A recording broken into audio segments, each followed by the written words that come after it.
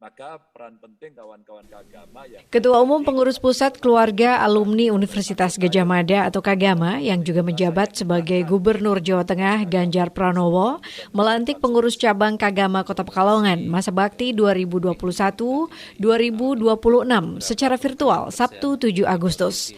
Diselenggarakan di ruang Jetayu Seda Kota Pekalongan, acara ini juga dihadiri Wali Kota Pekalongan Afzan Arslan Junaid dan juga Wakil Wali Kota Salahuddin yang sekaligus dalam kegiatan ini dilantik menjadi Ketua Pengcap Kagama Kota Pekalongan. Dalam sambutannya, Ganjar Pranowo berharap Kagama ikut berperan aktif dalam membantu permasalahan yang terjadi di Kota Pekalongan, salah satunya masalah penurunan tanah.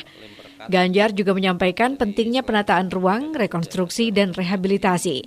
Selain itu, ia juga menyorot penggunaan air tanah yang berlebihan. Ia mengajak untuk bersama mencari solusi dan opsi untuk mengurangi penggunaan air tanah tersebut.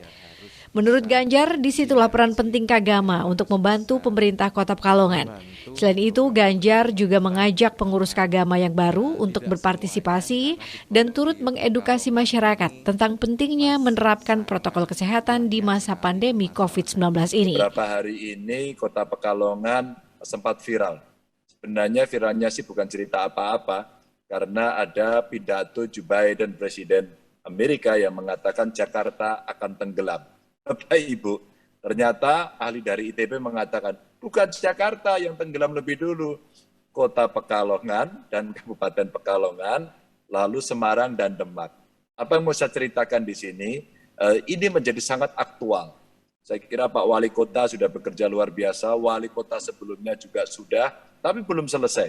Ada kerjaan civil engineering dan regulasi yang mesti kita bereskan. Ada juga pekerjaan edukasi di masyarakat. Ada juga kemudian bagaimana kita melakukan rehabilitasi, tadi dengan tanam, menanam, mengatur ulang. Tapi saya kira kontrol tata ruang menjadi sesuatu yang sangat-sangat penting. Sekali lagi, sangat penting. Mungkin juga perilaku masyarakat, satu, tidak mengambil air tanah. Artinya kawan-kawan yang ada di Kota Pekalongan, yuk kita carikan solusi. Sumber air bersih untuk masyarakat diambil dari mana? Satu-satunya hari ini adalah PDAM. Butuh teknologi, butuh pemikiran, butuh konsep, butuh anggaran, butuh implementasi, dan butuh kita kontrol. Maka peran penting kawan-kawan keagama yang ada di Kota Pekalongan, yuk bantu pemerintah kota, yuk.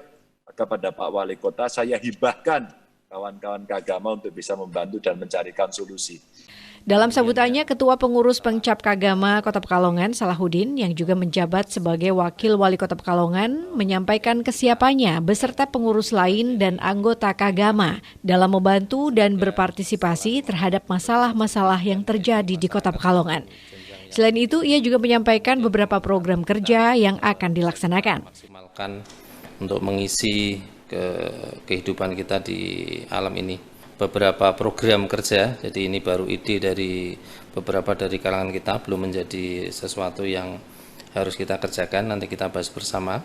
Ada kita minimal akan mengajukan beberapa program, diantaranya adalah Kagama Pekalongan 1, kalau Boso Jawa ini siji. Nah, ini di sini ditulisnya kemarin di konsepnya Pekalongan One. Kita berharap kita menjadi lem perekat dari selain berkat-berkat yang sudah ada untuk menjadi kita rekatkan ikatan sosial, kemudian juga hal-hal yang perlu kita persatukan, potensi-potensi yang ada. Kemudian kita mencoba untuk menawarkan sinergitas program dengan pemerintah kota, tentu saja atas arahan dari program-program di PP maupun Pemda Jawa Tengah. Sementara Ahmad Afzan Arslan Junaid selaku Wali Kota Pekalongan menyambut baik kepengurusan Kagama yang baru saja dilantik. Dalam sambutannya ia berharap Kagama dapat bersinergi dengan pemerintah Kota Pekalongan. Menanggapi masalah penurunan muka tanah, Wali Kota menyampaikan upaya-upaya yang telah dilakukan pemerintah Kota Pekalongan selama ini. Ia juga mengharapkan masyarakat turut membantu pemerintah Kota Pekalongan, terutama kebiasaan penggunaan air tanah dan juga kesadaran membuang sampah pada tempatnya.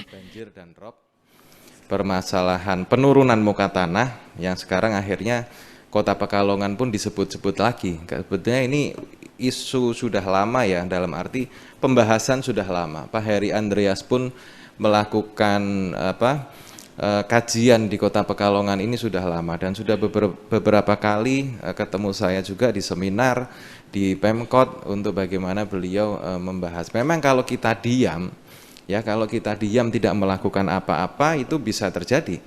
Tahun 2030 atau 2035 Kota Pekalongan ini ya bisa tenggelam.